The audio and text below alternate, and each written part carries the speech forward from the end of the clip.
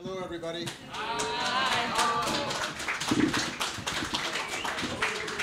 is so hot. I didn't think the Czech Republic was going to be so hot. It's unbelievable. This is like the equator. It's like 100 degrees. This is like Ecuador. It's only since you arrived. Yes? It went up. I mean, it's my fault. I apologize. It's usually raining here.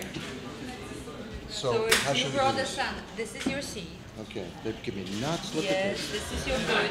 The tea is being prepared. And this is So your... they told me, I think they asked my office, what does he like? And they said he likes green tea and nuts.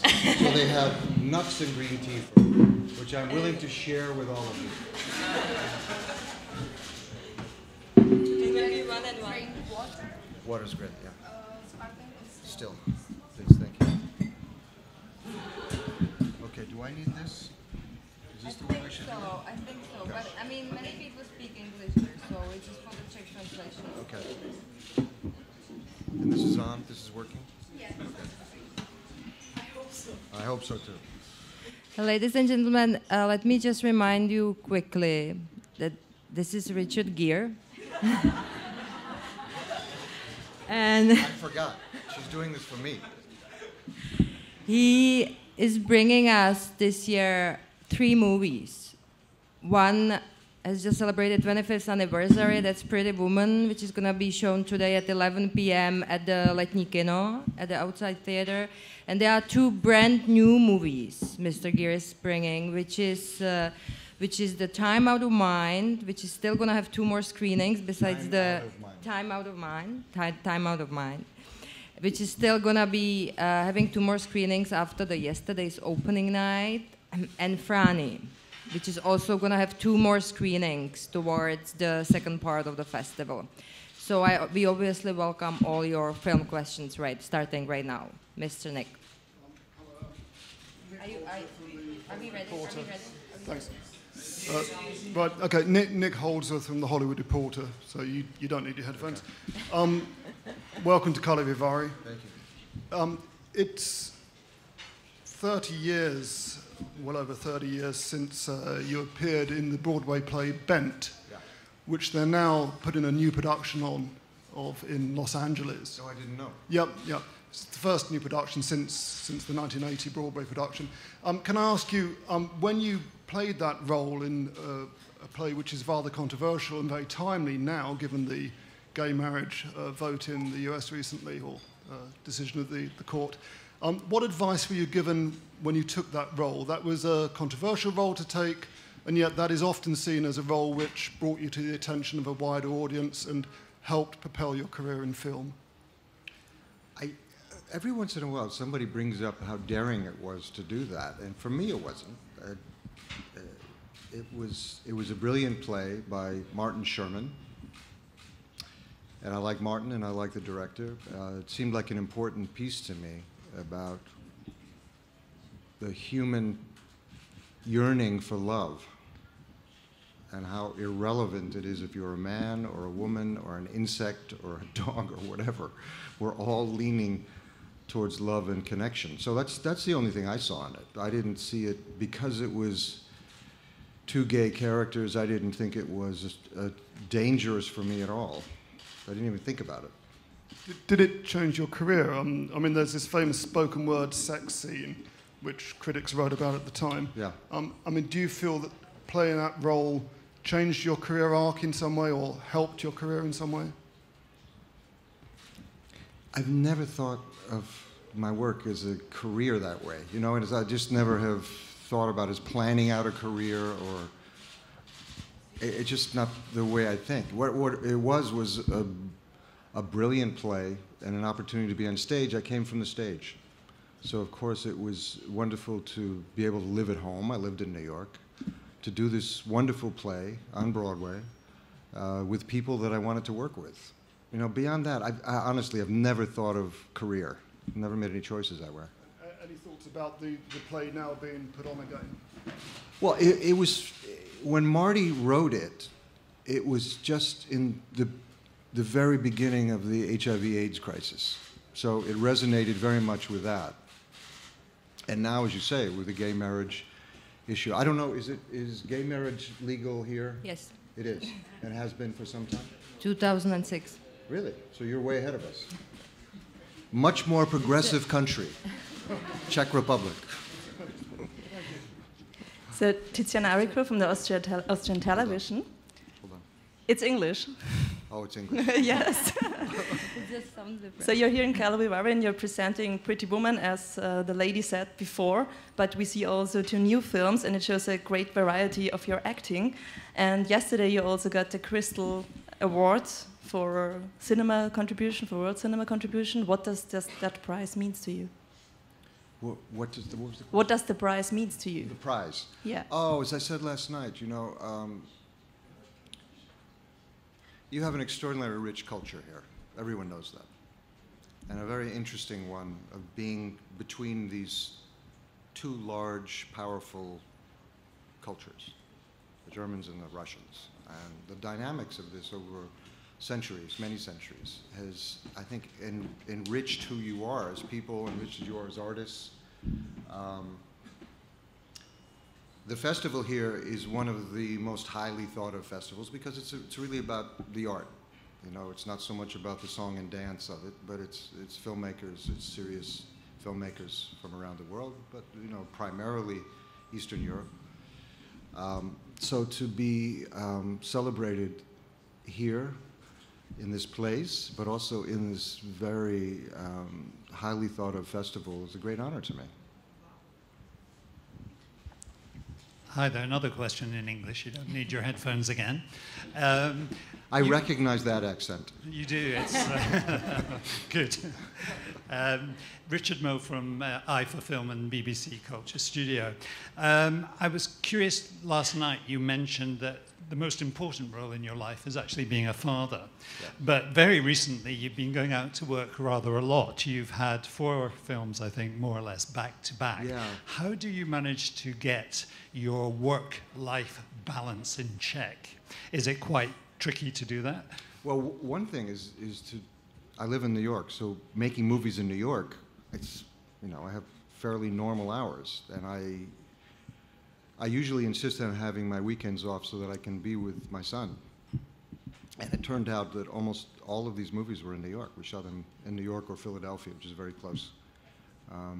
The one movie was in India that I shot in Rajasthan, but it was short. I was only there a couple of weeks doing that.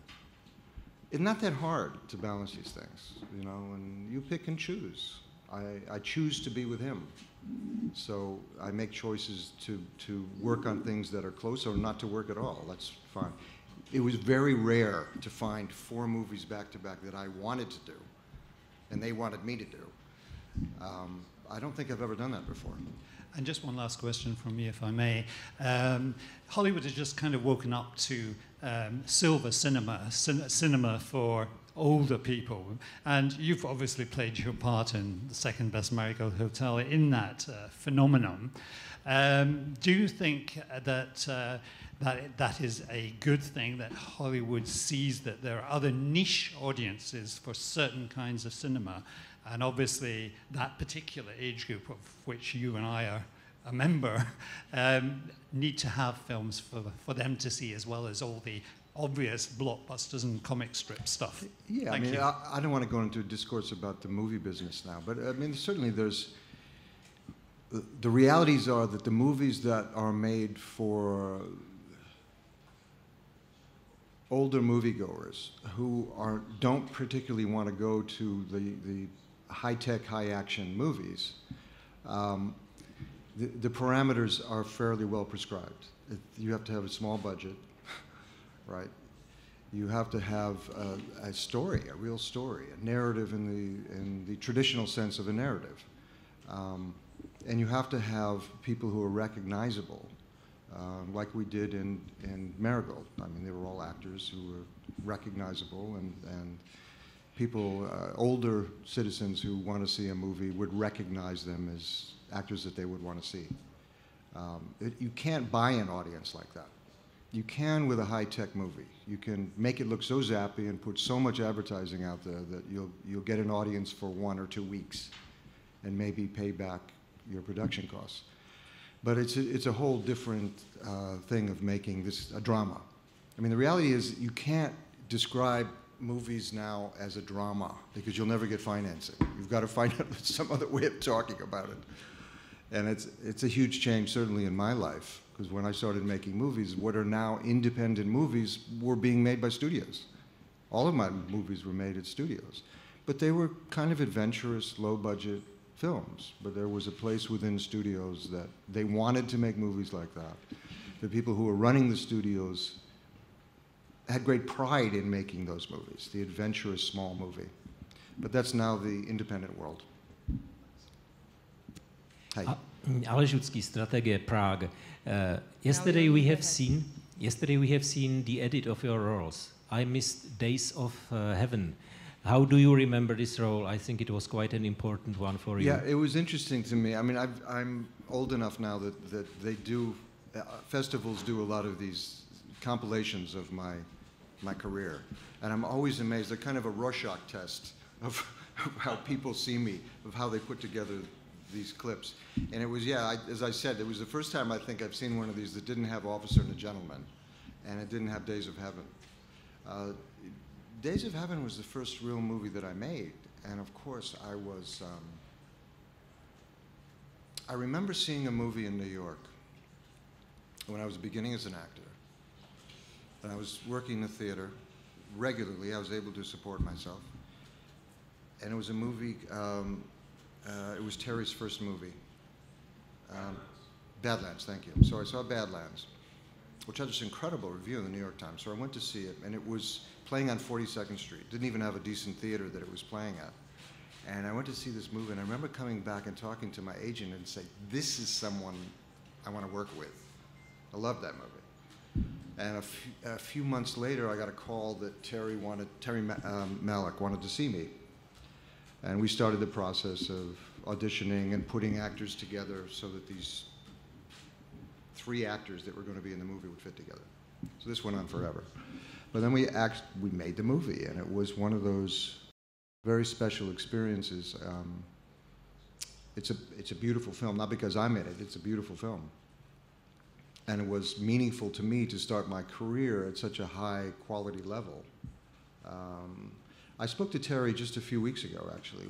We've been talking about some other things, not about movies, but other things. And we were reminiscing about that moment in our lives. And all of us, I think at that point, were trying to figure out who we were as men and women, but as artists as well. Terry hadn't figured out his stamp of what a Terry Malick movie was. And he kind of figured it out with Days of Heaven. And for me also, it was like I hadn't worked with a camera before. It was a different way of approaching what I do as an actor. And Terry's way of working, which was insisting on a very soft kind of naturalism in the acting, was again an interesting way for me to begin my work as a film actor. So it was very, very important. It continues to be very important to me, this movie. And what is your attitude or remembering of completely different role of Tora-san, of a lovable loser in a Japanese commercial for Orangina, which you have done? And what is basically your attitude towards commercials? My attitude towards commercials is that's how I fund my foundation. All that money goes to my foundation. Always has. So, you know, I find benign things to do. You know, I don't sell liquor, I don't sell cigarettes, I don't sell anything that's going to hurt anybody.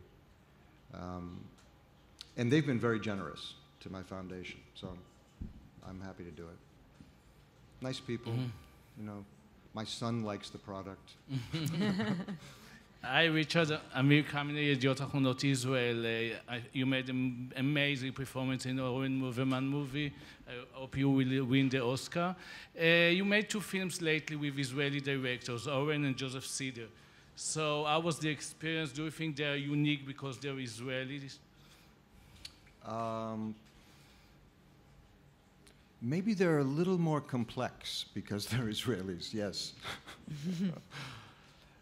You know, I tend to be drawn, interesting, to these countries, rich countries, who are, through history, have been in some kind of political and cultural jeopardy. I think it enriches the texture of culture, the problems that are presented because of that. Makes people, their thinking deeper, their emotions deeper. Maybe not having the luxury of relaxing. That there is a certain tension there that I think is good for drama. It's good for what we do, for novelists, for musicians, for filmmakers. I think it's a good fertile ground for that. In terms of Oren, you know, Oren and I met. I mean, I was aware of Oren. Someone had sent me a script that he had co-written a long, long time ago, and I admired the script. I decided not to make the movie, but I noted his name, and then he co-wrote the movie that Todd Haynes made on Bob Dylan, and that's when we got to know each other. I'm not there. I don't know if it was even seen here. Yes, it was. It was actually performed at the festival a few years ago. Yeah, great. Also a film that I think is very special. And, so Oren and I became friends then. And then when I had this, I had bought this script of, which now is Time Out of Mind. And I got it a decade ago.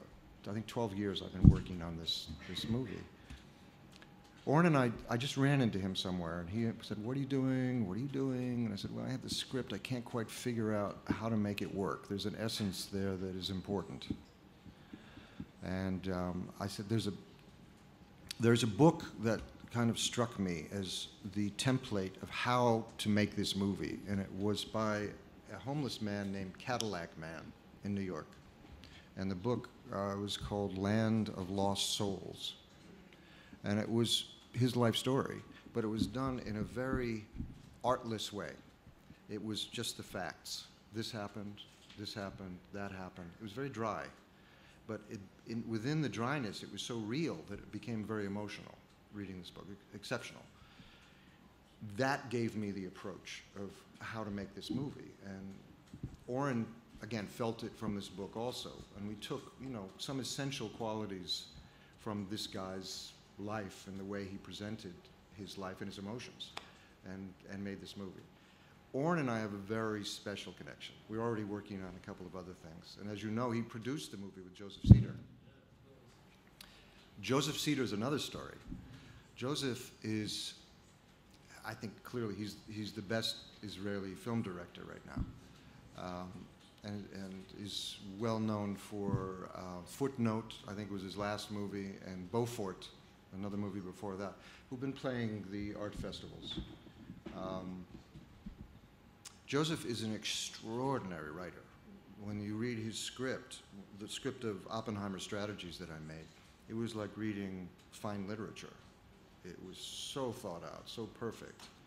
The writing, the dialogue, the descriptions were really, in themselves, a piece of art. And we had an extraordinary time, also collaboration, working with Joseph. One of my special, maybe in the top 10 of my favorite filmings was with Joseph. The lady there? Okay, go ahead. Yes. Hello, my name is Rejka Sarka. I am from Hungary, from Magyar Narancs, and I have a question. I really liked the movie yesterday. It was an extremely brave movie, I think so. And I would like you to ask, now you explained a bit more about how it was actually getting to be a movie, but how was the shooting? You said it was a very short time you used to shoot the movie, but I guess there were some people, unprofessionals, who were in the shelters and all this. How was to be between them? How was the preparation?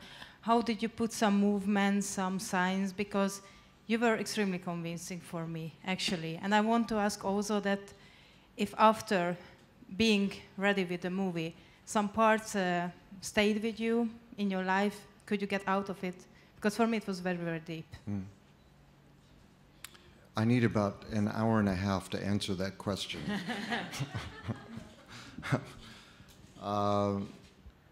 I don't know where to begin. There's a group in New York called the Coalition for the Homeless. That is a nonprofit NGO in New York, and I've been working with them for about 10 years. So I have been in those shelters for a long, long time. The Coalition is one of the two groups. There's a Legal Aid Society and the Coalition for the Homeless that are allowed in the shelters. Nobody else gets in. And I had to have a special pass to get in as a special inspector for the Coalition for the Homeless. And as I spent more time with them, understood the rhythms and the sounds and the flavors of being in a place like that, I started to feel how to tell that story, but also this responsibility to tell it as naturally and realistically as possible. What I did not want to do is do a traditional kind of television movie. You know, it was a television movie kind of plot. And the original script I bought was more like that. And in fact, there was a court case. The second half of the movie took place in court. It became kind of a normal movie. I had no interest in that. But there was this, the character himself interested me, and the relationship with the black guy interested me.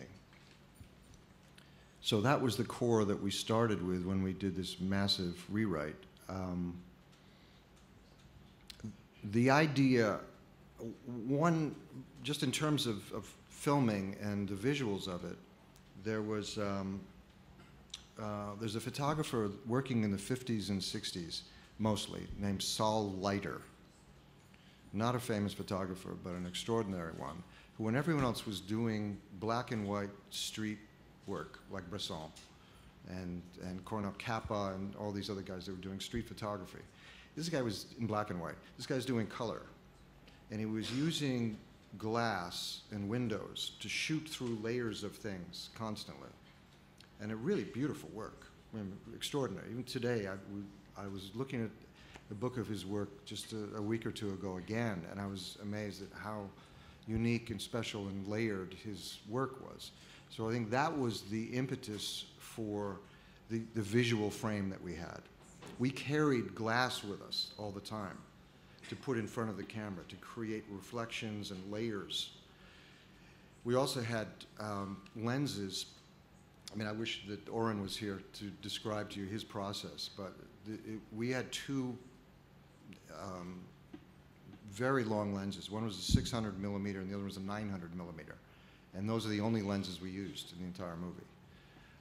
And that also stacks up energy. If we were doing that here in this room, this entire room would be stacked on top of each other.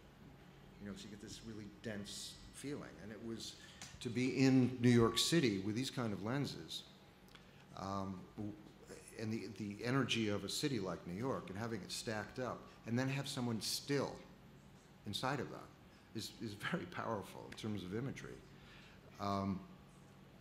The idea from the beginning was that I would be on the streets and the filmmaking footprint would be invisible.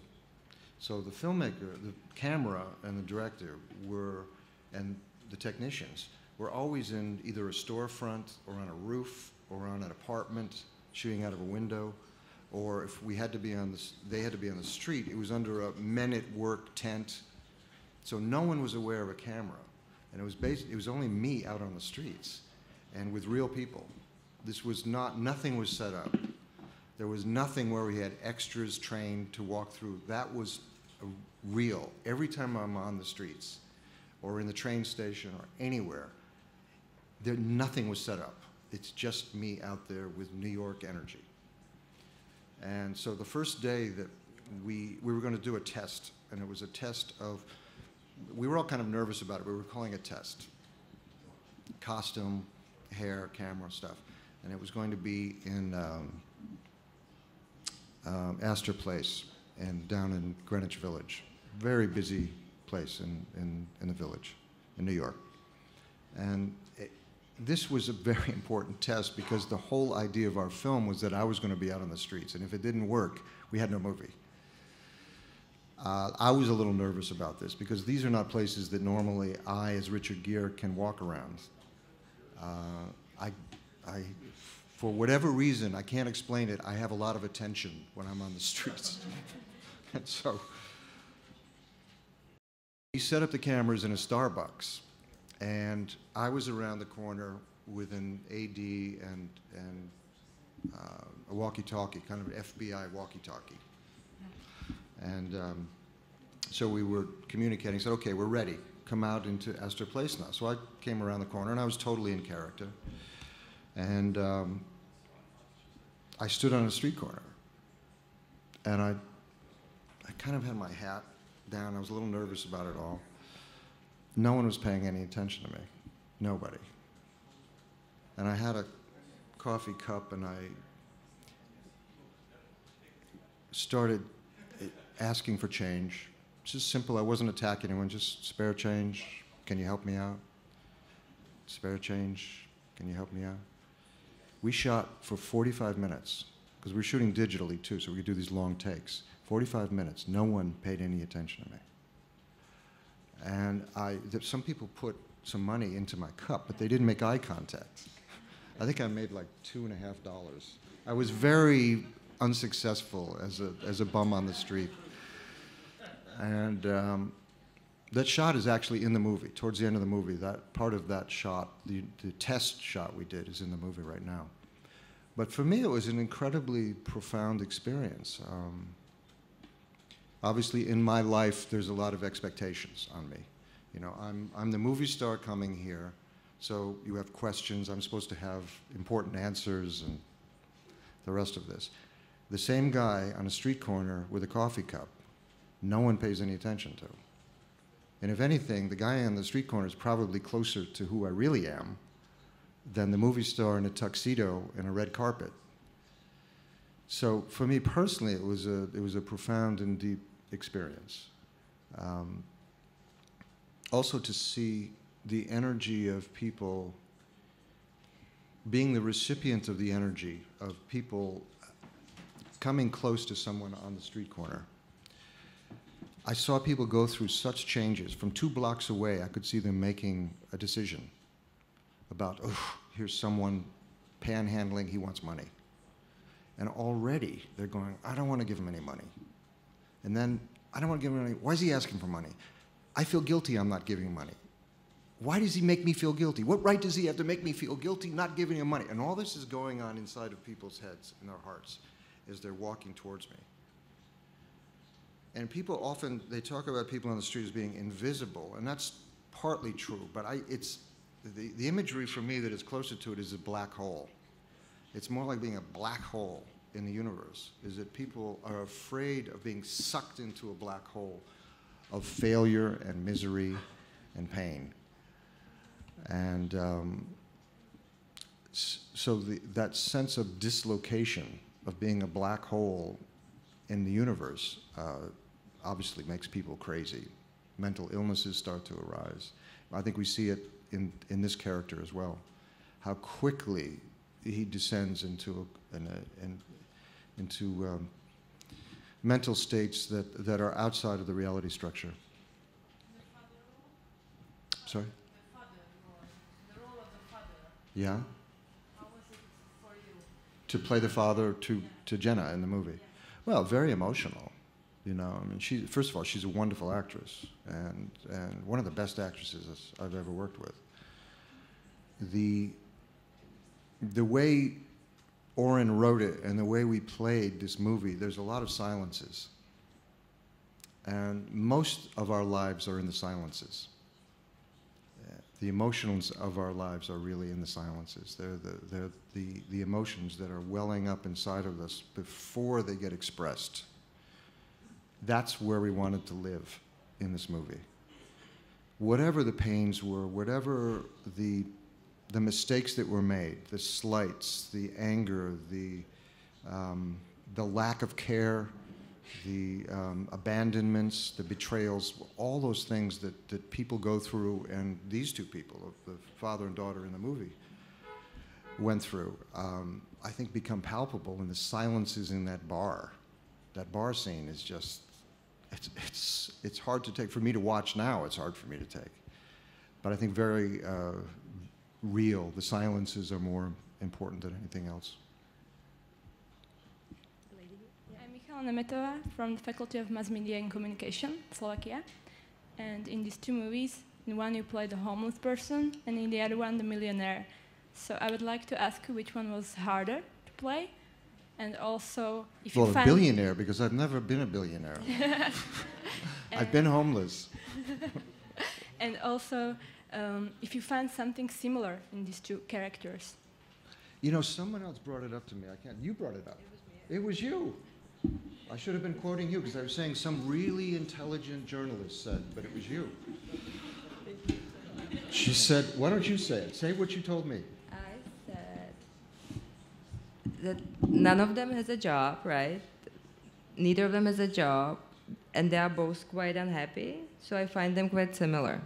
That, I guess, there was another thing which I can't recall right now. But there were other things we talked about, but she was much more eloquent yesterday.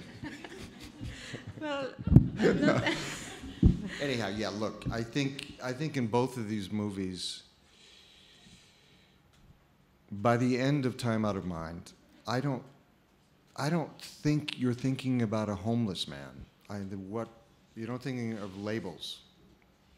I think you're seeing into a human being, human beings, but primarily this one human being, and feeling that yearning. It's a mysterious thing, this yearning for home, for family, for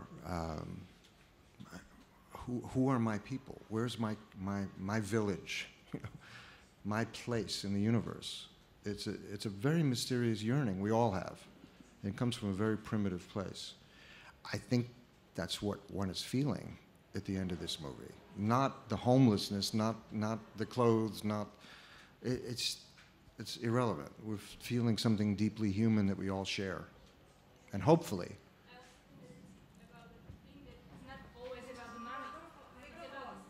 Use the microphone. I think like, it's not about the money, it's about the society who's around us. Yeah, well, you see the disconnection.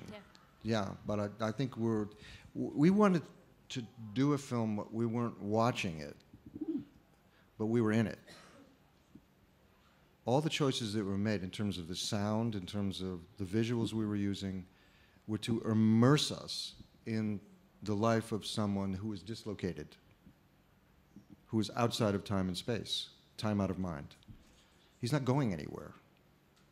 You know, the most energetic he gets is when they're filling out the papers, the paperwork, and he's, look, I'm just tired and hungry. Simple. He's like an animal. I'm just tired and hungry. Fill out the forms, do whatever you want. I don't care. I just need to sleep. That's very relatable to all of us. And it doesn't even, non-humans, animals, insects feel these same things. This is the mysterious center of who we are. And it's not about society, particularly. When we were making this movie, it wasn't a societal kind of expose of how cold modern culture is. But in a sense, when one stops, when you don't have someplace to go, when you don't have a job you're going to, when your day isn't programmed, something else starts to happen in your consciousness. And in a strange way, there's something monk-like about this character. And it's not obvious, but there's something, he's out of, what is the word? In a way, he's a renunciate. He's not moving in the rhythms of the world around him. He doesn't have any high expectations of becoming rich or famous. He's pretty much existing in the moment. Now, the context of it is he's homeless, and he's trying to find a bed and some food. But I think there's some deeper things that start to emerge in this and in the way we decided to do it, which is also, it's not highly dramatic the way we told the story, but it's dense. It's dense. It's contrapuntal instead of linear. Okay, go ahead. Yeah. Inesa Pliskachevskaya, Belarus Today newspaper. I used to live 12 years in China and worked as a journalist. And you are not very welcomed in China, to say the least. And I'm welcomed by the Chinese people. Yes, but yes, not you by are. the Chinese government. But you cannot go there. No, I can't. I haven't been able to go since 1993. But you guys can understand that. The Yeah, Czech we Republic do. understands communism very well. So my question is about your friendship with Dalai Lama and Dalai Lama himself, because he's not very young and we are all mortal. Is he think about what happened when they start searching for his reincarnation? Sure. Because you know, I'm absolutely sure that you know the story that happened when they started to search reincarnation for Panchen Lama, what had happened with the first finding. So, and maybe when they start searching for his reincarnation, maybe it will be the starting of the process of being closer of Tibetan Buddhism and Chinese government, because when I was in China, there were a lot of rumors that there's something happening behind the scenes, that there are a lot of negotiations between Dalai Lama and Chinese government. No. No? No. You sure? Yes. Yeah. The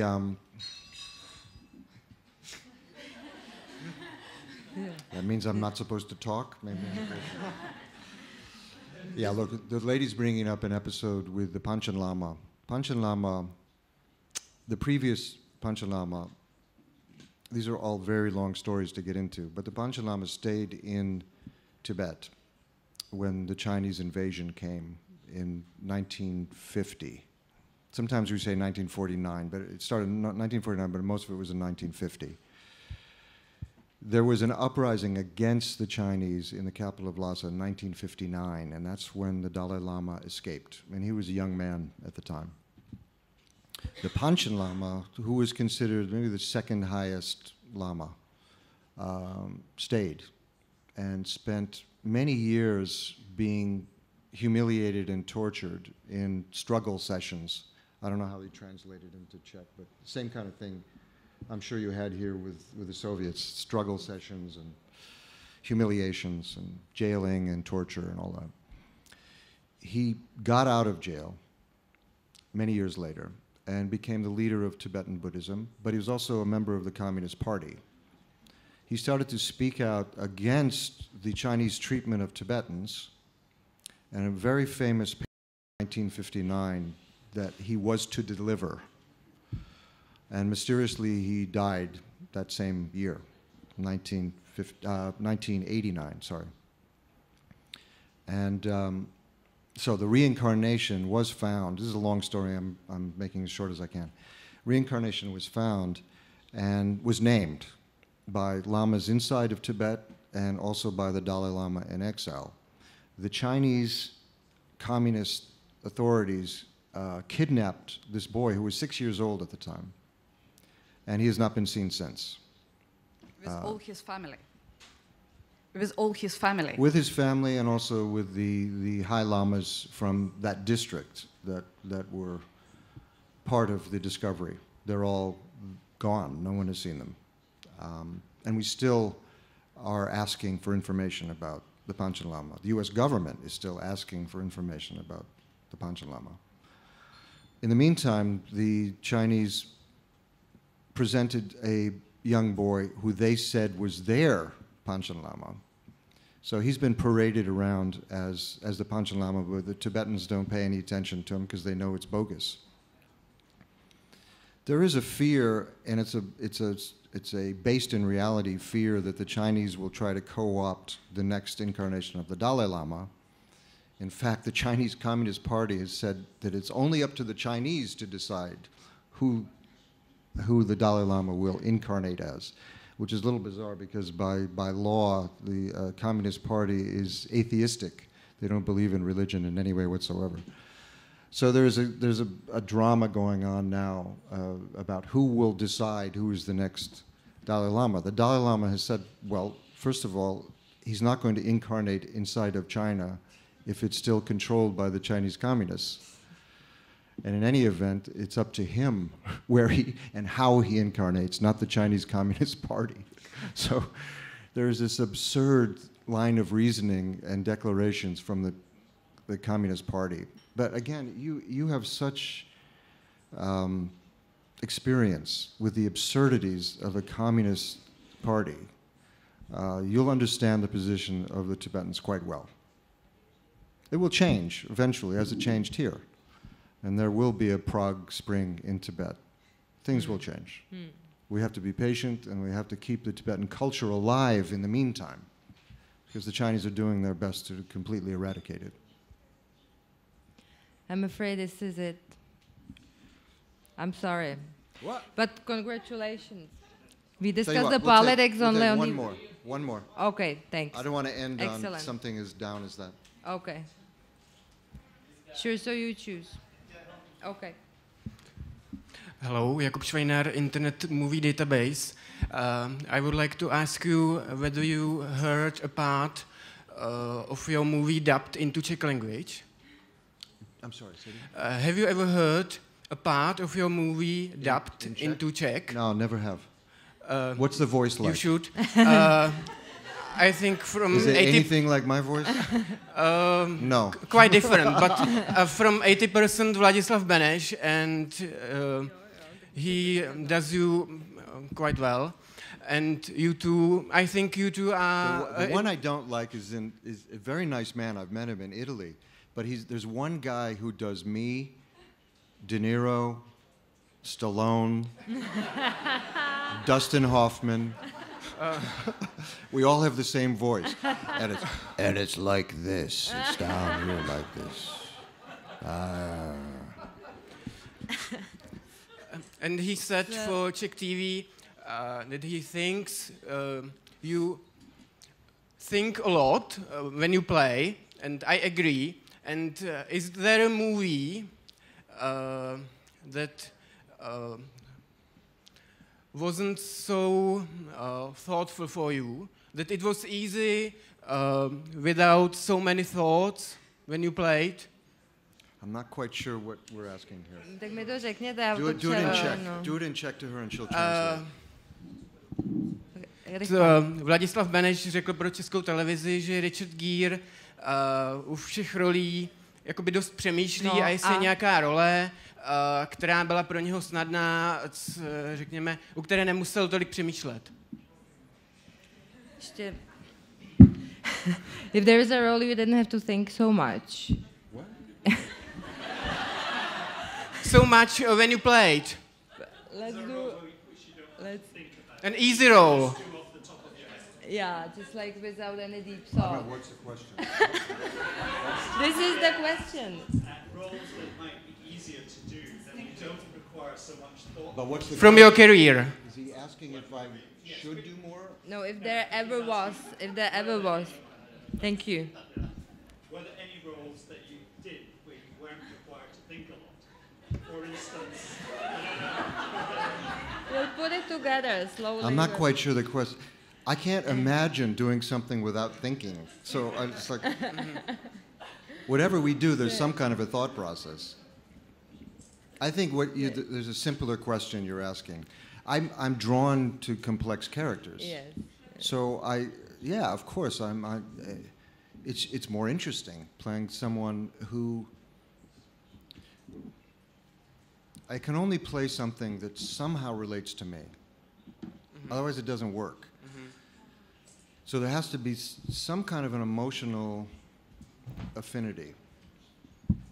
And sometimes it's also in the rhythms of the way the brain works. I've had characters, I'm sure, that the rhythms of their mental activity are closer to mine, or their emotional reality is closer to mine. Their emotional experience is closer to my experience.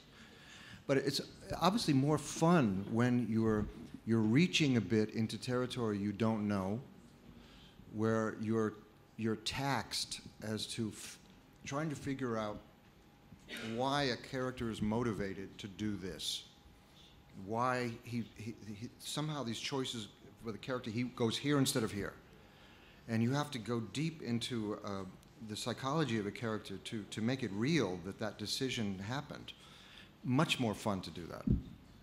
And is it easier, or I don't know? Sometimes that's easy. Fun is fun. Fun is easy. Fun is easy. It doesn't mean it's not complex. In fact, maybe the most fun things are the complex things in life. Yeah. Thank you. Thank you very much for that. Thank you.